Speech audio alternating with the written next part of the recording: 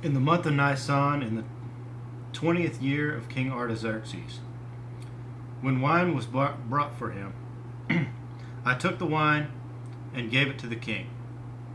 I had not been sad in his presence before, so the king asked me, "Why does your face look so sad when you are not ill?" "This can be nothing but sadness of heart."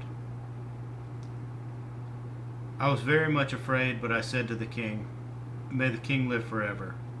Why should my face not look sad when the city where my fathers are buried lies in ruins, and its gates have been destroyed by fire?"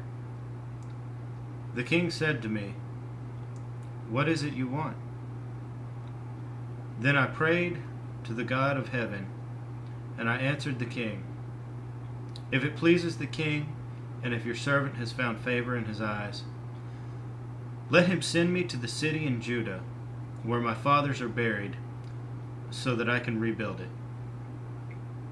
Then the king, with the queen sitting beside him, asked me, "How long will your journey take, and when will you get back?" It pleased the king to send me, so I set a time. I also said to him, "If it pleases the king, may I have letters to the governors of Trans-Euphrates, so that they will provide me safe conduct until I arrive in Judah?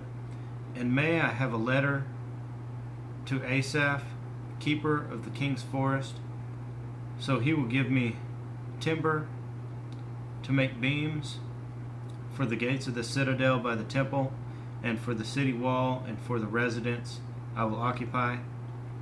And because the gracious hand of God was upon me, the king granted my request. So I went to the governors of Trans-Euphrates and gave them the king's letters. The king had also sent army officers and cavalry with me.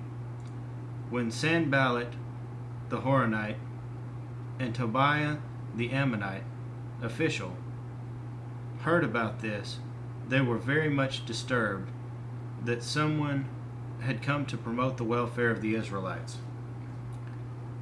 I went to Jerusalem, and after staying there 3 days, I set out during the night with a few men.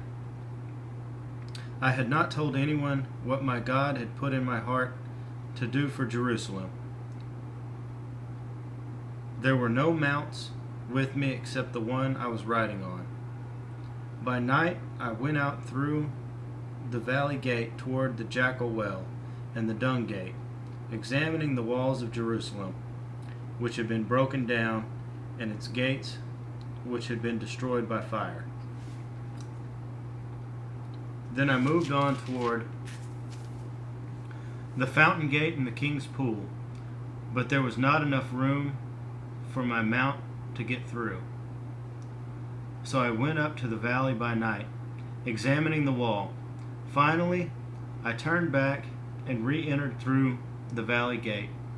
The officials did not know where I had gone or what I was doing, because as yet I had said nothing to the Jews or the priests or nobles or officials or any others who would be doing the work. Then I said to them, "You see the trouble we are in. Jerusalem lies in ruins, and its gates have been burned with fire. Come, let us rebuild the wall of Jerusalem, and we will no longer be in disgrace." I also told them about the gracious hand of my God upon me, and what the king had said to me. They replied, "Let us start rebuilding." So they began this good work. But when Sanballat the Horonite, Tobiah the Ammonite official, and Geshem the Arab heard about it, they mocked and ridiculed us. "What is this you are doing?" they asked. "Are you rebelling against the king?" I answered them by saying, "The God of heaven will give us success. We, his servants, will start rebuilding. But as for you, you have no share in Jerusalem or any claim or historic right to it."